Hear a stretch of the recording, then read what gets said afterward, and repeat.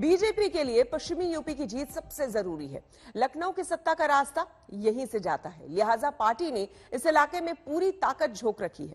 आज भी अमित शाह से लेकर जेपी नड्डा और सीएम योगी एक साथ पश्चिमी यूपी के अलग अलग इलाकों में हुंकार भरेंगे।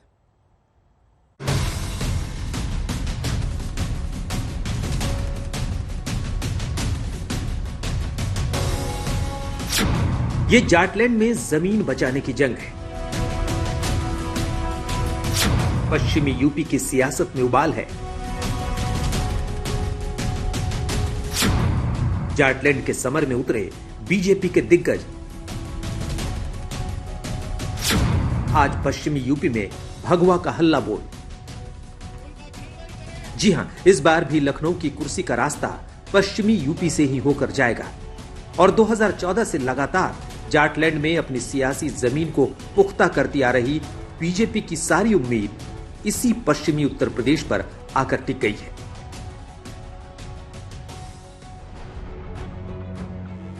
बीजेपी कोई चांस लेना नहीं चाहती। जाटों की नाराजगी का अंदेशा है, लेकिन बीजेपी को पूरा यकीन है कि ये नाराजगी ईवीएम तक आते आते खत्म हो जाएगी। इसके लिए बीजेपी ने आक्रामक प्रचार अभियान छेड़ा है। पार्टी के सबसे बड़े रणनीतिकार अमित शाह ने कमान संभाल ली है। 26 जनवरी को उन्होंने सैकड़ों जाट नेताओं से बात की और इसके बाद लगातार बीजेपी के सबसे बड़े नेताओं के दौरे पश्चिमी उत्तर प्रदेश में हो रहे हैं। बीजेपी पश्चिमी उत्तर प्रदेश यानी जाटलैंड में सीधे वोटरों से संपर्क कर रही है, घर घर दस्तक दी जा रही है। आज एक बार फिर बीजेपी के सबसे बड़े नेता एक साथ पश्चिमी उत्तर प्रदेश की सरजमी पर होंगे। बीजेपी के 4 बड़े दिग्गज आज पश्चिमी यूपी में दर्जनों सीटों पर सीधी दस्तक देंगे।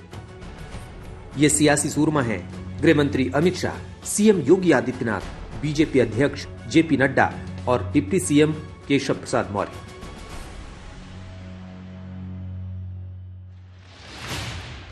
ये तो बड़े नेता हैं और भी बीजेपी के कई मंत्री और नेता पश्चिमी उत्तर प्रदेश में होंगे। बीजेपी के बड़े नेता एक साथ 3 जिलों में प्रचार करेंगे। एक नजर डालिए। अमित शाह देवबंद और मुजफ्फरनगर में प्रचार करेंगे। मुजफ्फरनगर में शाह प्रभावी मतदाताओं से संवाद करेंगे। मुजफ्फरनगर सदर में घर घर जाकर संपर्क करेंगे। देवबंद में भी शाह घर घर दस्तक देकर वोट की अपील करेंगे। सहारनपुर देहात में शाह प्रभावी मतदाताओं से संवाद करेंगे। इसी तरह जेपी नड्डा भी आज कम से कम 3 जिलों में तूफानी प्रचार करेंगे। सबसे पहले नड्डा बरेली की भोजीपुरी सीट पर घर घर संपर्क करेंगे। इटावा में कार्यकर्ताओं को जीत का मंत्र देंगे। इटावा में ही बीजेपी अध्यक्ष घर घर संपर्क करेंगे और औरैया में प्रभावी वोटरों से बात करेंगे। इन 2 दिग्गजों के साथ खुद यूपी के सीएम योगी भी आज मुरादनगर और बागपत में संपर्क करेंगे। योगी भी घर घर जाकर वोट की अपील करेंगे। उनके अलावा डिप्टी सीएम केशव प्रसाद मौर्य आज बिजनौर में होंगे। 2017 में पश्चिमी यूपी की 136 में से 109 सीटें बीजेपी ने जीती थी। इस प्रदर्शन को दोहराना जरूरी है। एक तरफ समाजवादी पार्टी जाट मुस्लिम समीकरण बिठा रही है, तो बीजेपी 80 बनाम 20 के मंत्र के साथ साथ सियासी हल्ला बोल कर रही है। आज तक ब्यूरो। केंद्रीय गृह मंत्री अमित शाह, केंद्रीय रक्षा मंत्री राजनाथ सिंह, बीजेपी अध्यक्ष जेपी नड्डा, खुद सीएम योगी आदित्यनाथ, जी हां, बीजेपी के ये स्टार प्रचारक यूपी के महायुद्ध में उतरे हुए हैं। जंग सीधी है, टारगेट सीधा है, सिर्फ और सिर्फ अखिलेश यादव, क्योंकि इस दफा यूपी चुनाव पूरी तरह से बीजेपी बनाम अखिलेश यादव का ही नजर आ रहा है।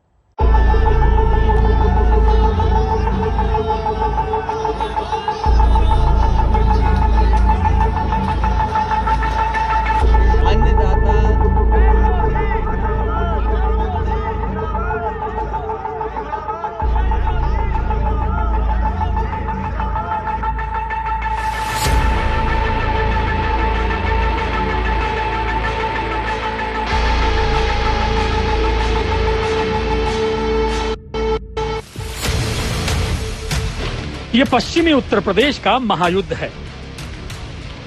सत्ताधारी भारतीय जनता पार्टी के और विपक्षी दलों के सभी बड़े नेताओं ने अपना पूरा ध्यान अभी पश्चिमी यूपी पर ही लगा दिया है। इसके साथ ही ये समझने की भी कोशिश हो रही है कि किस पार्टी का पश्चिमी उत्तर प्रदेश के लिए क्या गेम प्लान है। केंद्रीय गृह मंत्री अमित शाह, रक्षा मंत्री राजनाथ सिंह, बीजेपी अध्यक्ष जेपी नड्डा, यूपी के सीएम योगी आदित्यनाथ पश्चिमी यूपी में ताबड़तोड़ प्रचार कर रहे हैं। घर घर जाकर पर्चे बांट रहे हैं, वोट मांग रहे हैं। आज हम आपको दिखाएंगे कि आखिर केंद्र और यूपी में डबल इंजन की सरकार चलाने वाली सत्ताधारी बीजेपी को इतनी तगड़ी कारपेट बॉम्बिंग क्यों करनी पड़ रही है। तो शुरुआत सीएम योगी के मेरठ में डोर टू डोर कैंपेन से करते हैं। सीएम योगी आदित्यनाथ मेरठ पहुंचे तो उनका भव्य और दिव्य स्वागत हुआ। आप देख सकते हैं कि सीएम योगी के स्वागत में सजी मेरठ की इन गलियों में कैसे हुजूम सा उमड़ पड़ा है।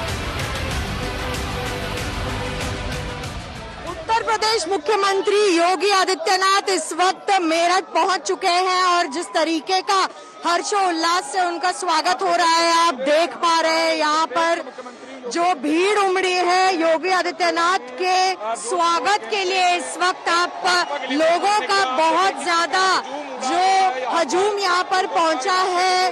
लोग यहाँ पर उनके स्वागत का उत्साह देख रहे हैं आप। इस वक्त पुष्प और फूलों की यहाँ पर बरसात हो रही है। योगी जी के लिए सवेरे से लोगों का इंतजार हो रहा था और देखिए इस वक्त योगी आदित्यनाथ घर घर जाकर लोगों से बात करेंगे।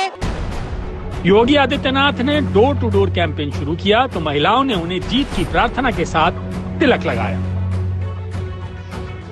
इस वक्त दिखाई दे रहे हैं आपको डोर टू डोर कैंपेन करते हुए और लोगों से बातचीत करते हुए। सबसे पहले सामने परिवार की महिला को बुलाया गया है। जैसा कि हम दिखा रहे हैं आपको कि इस घर में परिवार वालों से बातचीत हो रही है और योगी जी बात कर रहे हैं इनसे। घर घर कैंपेन करने का जो इनका प्रोग्राम था वो इस वक्त मेरठ में शुरू हो चुका है। सीएम योगी ने घर घर बीजेपी की उपलब्धियों के पर्चे बांटे, लोगों से 1-to-1 मुलाकात की तो पब्लिक ने भी यही कहा, अब की बार फिर से यूपी में योगी सरकार। 5 साल जो समाजवादी पार्टी की सरकार रही वहाँ पे हम लोग हर दिन हर रात तड़पते थे कि आज हमारे साथ कुछ घटना ना हो जाए। विपक्षियों का एक प्रोपेगेंडा है कि जाट बीजेपी के साथ नहीं है। ऐसी बात नहीं है। जो लोकदल के पहले थे वो आज भी उनको सपोर्ट कर रहे हैं, जो बीजेपी के पहले थे वो आज भी बीजेपी को सपोर्ट कर रहे हैं। मेरठ के कंकरखेड़ा में सीएम योगी के रोड शो के दौरान भारी भीड़ उमड़ी, पैर रखने तक की जगह नहीं थी। योगी को देखने के लिए भीड़ उनके पीछे पीछे दौड़ती रही। मेरठ में जनसंपर्क के बाद योगी हस्तिनापुर पहुंच गए।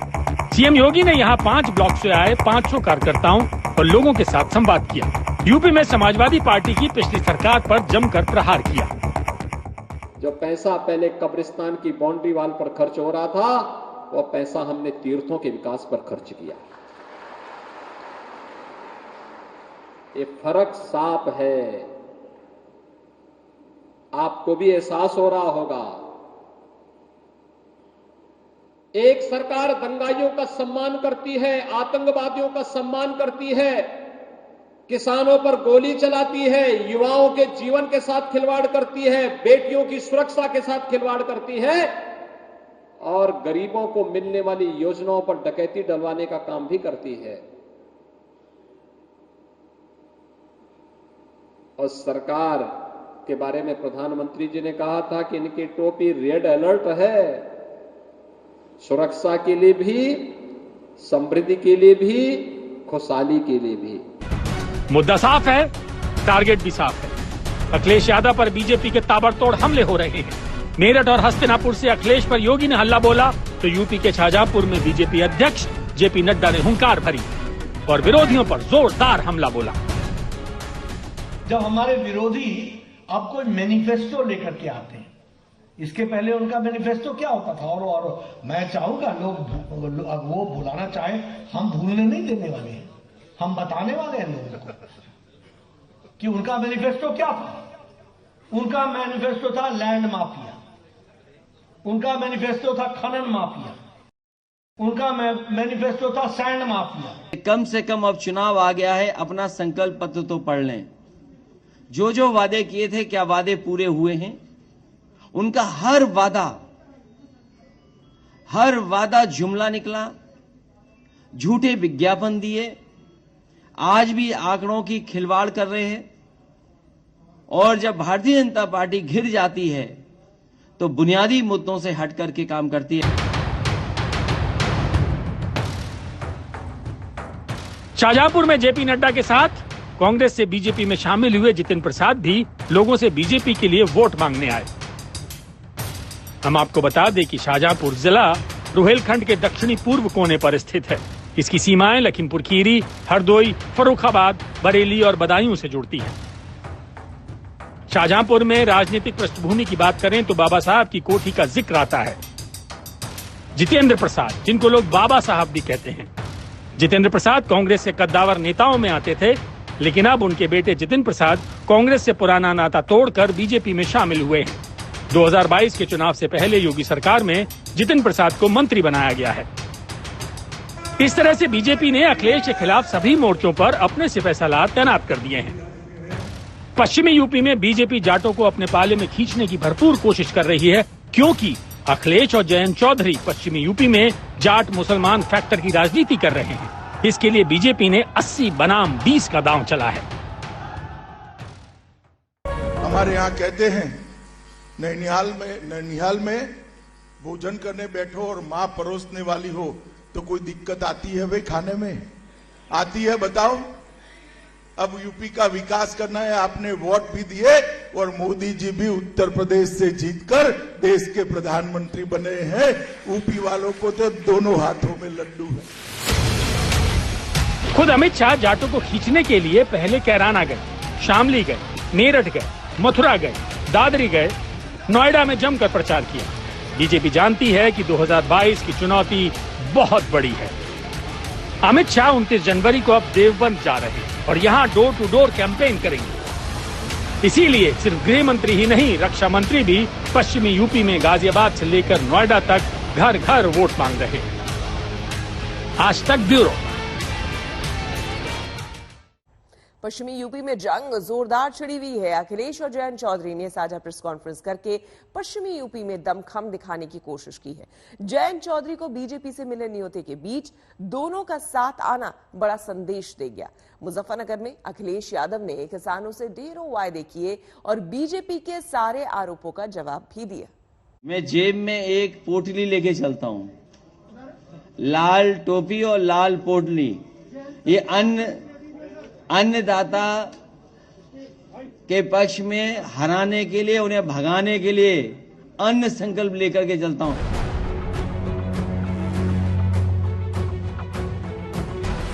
अखिलेश यादव और जयंत चौधरी की ये प्रेस कॉन्फ्रेंस जवाब है अमित शाह की जाट नेताओं के साथ मीटिंग का। अखिलेश यादव और जयंत चौधरी की प्रेस कॉन्फ्रेंस जवाब है अमित शाह का जाट नेताओं से ये कहना कि जयंत चौधरी ने गलत घर चुन लिया है। अखिलेश यादव और जयंत चौधरी की ये साझा प्रेस कॉन्फ्रेंस पश्चिम के उन जाट और किसान वोटरों के लिए है जिनको बीजेपी और अमित शाह अपने पाले में खींचने की कोशिश कर रहे हैं।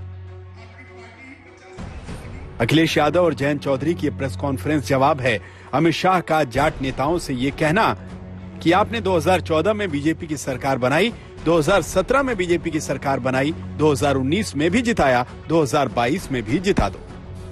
अखिलेश यादव और जयंत चौधरी कंधे से कंधा मिलाकर पश्चिमी यूपी के उन वोटर्स को समझाने आए हैं जिनसे अमित शाह कह रहे हैं कि वोट गलत जगह डालने की गलती मत करना। उन्होंने बात तो मीठी करी है, लेकिन उसके पीछे जो उनका एक डिजाइन है, जो इंटेंट है, उसमें एक राजनीतिक षड्यंत्र मुझे लग रहा है। एक जो बंटवारा है, उस बंटवारे को जिंदा रखना चाहते हैं। वो जो दर्द है, वो जो पीड़ाएं हैं लोगों की, उसे याद दिलाना चाहते हैं। अरे उनका न्योता कौन स्वीकार कर रहा है? और सोचो हालात कैसे हैं। देखिए उनके हालात कैसे हैं, हालात कैसे उनके, सोचो न्योता देना पड़ रहा है। अब अखिलेश यादव जयंत चौधरी के साथ बैठकर जाटलैंड में गठबंधन की ताकत दिखा रहे हैं और वोट भी मांग रहे हैं।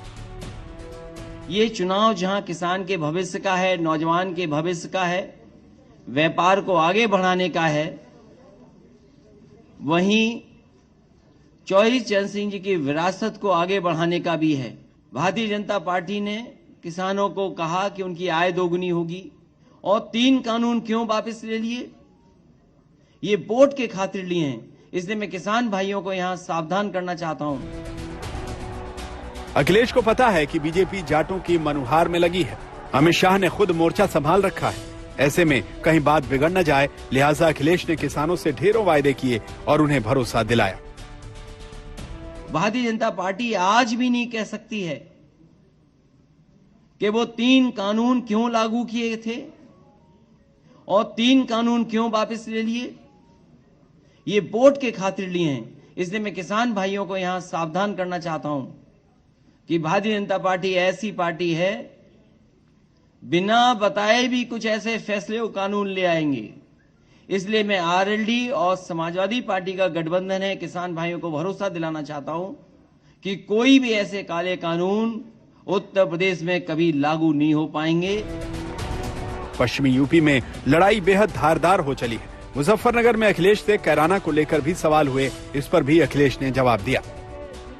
यही कोरोना है, किराना है, जहां पहले से लोग पलायन कर रहे। आज मैं जब राउंड लेने निकला, उन्होंने कहा मोदी जी की कृपा हो गई, भाजपा की सरकार बनी, योगी जी ने कानून और व्यवस्था को सुधारा है, हमें पलायन करने वाले पलायन कर गए। इस बार भारतीय जनता पार्टी का राजनीतिक पलायन होगा। और आपने देखा नहीं हमारे बाबा मुख्यमंत्री का कैसा पलायन हुआ है। वो पहले अयोध्या से टिकट मांग रहे थे, मथुरा से टिकट मांग रहे थे, प्रयागराज से टिकट मांग रहे थे। भारतीय जनता पार्टी ने ऐसा उनका पॉलिटिकल पलायन किया है कि उन्हें घर भेज दिया वापस। मुजफ्फरनगर में अखिलेश यादव को 1 बजे ही प्रेस कॉन्फ्रेंस करनी थी, लेकिन वो देर से पहुंचे। उन्होंने आरोप लगाया कि दिल्ली से उनके हेलीकॉप्टर को उड़ने ही नहीं दिया गया। आज तक ब्यूरो। पंजाब की सियासत भी दिलचस्प मोड़ ले रही है। चुनाव से ठीक पहले नवजोत सिंह सिद्धू की बहन की एंट्री हुई है, जो सिद्धू पर तगड़े आरोप लगा रही है। और इन्हीं आरोपों को सिद्धू के खिलाफ चुनाव लड़ रहे मजीठिया मुद्दा बना रहे हैं। लेकिन सिद्धू की पत्नी का दावा है कि अमृतसर ईस्ट सीट पर सिद्धू का कोई मुकाबला नहीं है।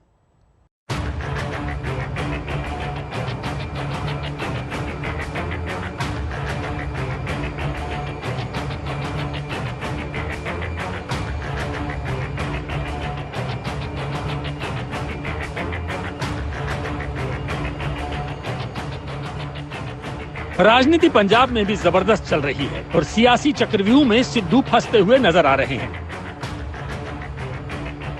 कल जालंधर की वर्चुअल रैली में चन्नू और सिद्धू को गले मिलवाकर राहुल गांधी ने ये बताने की कोशिश की थी कि पार्टी में सब कुछ चंगा चल रहा है। ये कोई लड़ाई है, दरबार नहीं करवागा। ना कोई बैर है, ना कोई विवाद। चन्नी और सिद्धू ये चुनाव लड़ेंगे साथ साथ। लेकिन अगले ही दिन सिद्धू के सामने 2 चुनौतियां खड़ी हो गई। पहली तो ये कि उनकी एक कथित एनआरआई बहन सुमन तूर ने प्रेस कॉन्फ्रेंस करके आरोपों की बौछार कर दी। सिद्धू की कथित बड़ी बहन ने खुलासा करते हुए कहा कि 1986 में अपने पिता भगवंत सिंह की मौत के बाद सिद्धू ने अपनी बूढ़ी मां को घर से निकाल दिया था। दिल्ली रेलवे स्टेशन ते एक लवारस औरत की तरह मौत होगी, जिहदे कोल कोई ओदा घर वाला बच्चा नहीं सी, कोई होर नहीं सी, जबकि ए ओदे पैसे ते ऐश कर रहा सी क्योंकि उन्हों हिस्सा ना देना पे, जिस करके इन्हें झूठ बोलिया, जो मैं समझदी हां। और रेलवे स्टेशन ते मर गई, गड्डी दी इंतजार करदी लवारस औरत नहीं सी हो। एक तरफ सुमन तूर ने सिद्धू पर आरोप लगाए, दूसरी तरफ सिद्धू के खिलाफ अमृतसर ईस्ट की सीट से विक्रम मजीठिया ने नामांकन कर दिया। मजीठिया को अकाली दल ने अपना उम्मीदवार बनाया है। मजीठिया ने नामांकन भरते ही सबसे पहला वार सिद्धू पर उनकी बहन को लेकर ही किया। मजीठिया का कहना था कि बहन सुमन का दर्द समझना चाहिए, भगवान ऐसा भाई किसी को ना दे। मैं उन्होंने नहीं जानती, उन्होंने कोई ਫਾਦਰ ਦੀ ਪਹਿਲੀ ਮੈਰਿਜ ਸੀਗੀ ਕਿਸੇ ਲੇਡੀ ਨਾਲ, ਉੱਥੇ 2 ਡਾਟਰਸ ਹੋਈਆਂ ਸੀਗੀਆਂ, ਸੋ ਮੇਰੇ ਹੁੰਦੇ ਮੈਂ ਨਹੀਂ ਜਾਣਦੀ ਉਹਨਾਂ ਨੂੰ।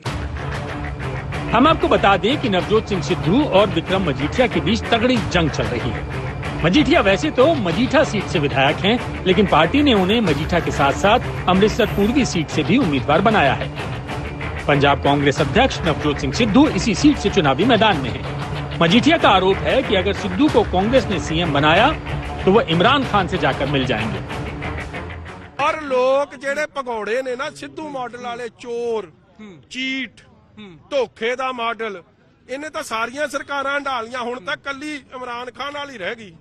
ਇਹ ਤੁਹਾਨੂੰ ਉਦੋਂ ਹੀ ਖਬਰ ਆਊਗੀ ਕਿ ਰਾਹੁਲ ਗਾਂਧੀ ਤੇ ਤਾਂ ਬਣਾਇਆ ਨਹੀਂ ਹੈ, ਜਾ ਕੇ ਉਹਨਾਂ ਦਾ ਜਾ ਕੇ ਪ੍ਰਧਾਨ ਮੰਤਰੀ ਉੱਥੇ ਮੁੱਖ ਮੰਤਰੀ ਦਾ ਪਾਕਿਸਤਾਨ ਪੰਜਾਬ ਦਾ ਚਿਹਰਾ ਬਣ ਗਿਆ। ਇਹ ਤਾਂ ਕੁਰਸੀ ਪਿਆਰੀ। 18 ਸਾਲਾਂ 'ਚ ਬਿਜਲੀ ਪਾਣੀ ਸੜਕ ਦਾ ਕੀ ਬਣਿਆ, ਪੂਰਬੀ 'ਚ ਘਰ ਘਰ ਨੌਕਰੀ ਦਾ ਕੀ ਬਣਿਆ? ਤੁਸੀਂ ਤਾਂ ਆਪਦੇ ਘਰ ਦੇ ਦਰਵਾਜ਼ੇ ਨਹੀਂ ਖੋਲਦੇ ਕਿਸੇ ਲਈ। ਇੰਨਾ ਗੰਦਾ ਇਨਸਾਨ ਜਿਹਨੂੰ ਹਾਈ ਕੋਰਟ ਨੇ ਬੇਲ ਵੀ ਰਿਫਿਊਜ਼ ਕਰਤੀ, ਜਿਹਨੇ 6000 ਕਰੋੜ ਦਾ ਡਰੱਗਸ ਦਾ ਬਿਜ਼ਨਸ ਕਰਦਾ ਆਇਆ ਹੈ, ਸੋ ਇਹ ਵੀਕੈਸਟ ਕੈਂਡੀਡੇਟ ਹੈ। ਕੋਈ ਵੀ ਪੰਜਾਬ 'ਚ ਸਫਰ ਹੀ ਇਸ ਲਈ ਕਰ ਰਿਹਾ ਕਿਉਂਕਿ ਬੱਚੇ ਕੰਮ ਨੂੰ ਛੱਡ ਕੇ ਡਰੱਗਸ ਵਾਲੇ ਪਾਸੇ ਲੱਗੇ। ਇੰਨੇ ਡਰੱਗਸ ਕਦੇ ਵੀ ਪੰਜਾਬ 'ਚ ਨਹੀਂ ਸੀਗੇ। मजीठिया वो नेता है जिनके नाम पर पंजाब में तरह तरह के किस्से गढ़े गए हैं। बादल सरकार में उनकी मंत्री रहने के दौरान उड़ता पंजाब वाली तस्वीर के सबसे बड़े कलाकार वही बताए जाते हैं। लेकिन सरकार बदलने के बावजूद 5 सालों तक इन आरोपों पर कोई बड़ा एक्शन नहीं हुआ। अब ऐन चुनावी वक्त पर उनके खिलाफ जांच शुरू की गई है तो मजीठिया उल्टे जांच करने वालों को ही घेरे में ले रहे हैं। आज तक ब्यूरो।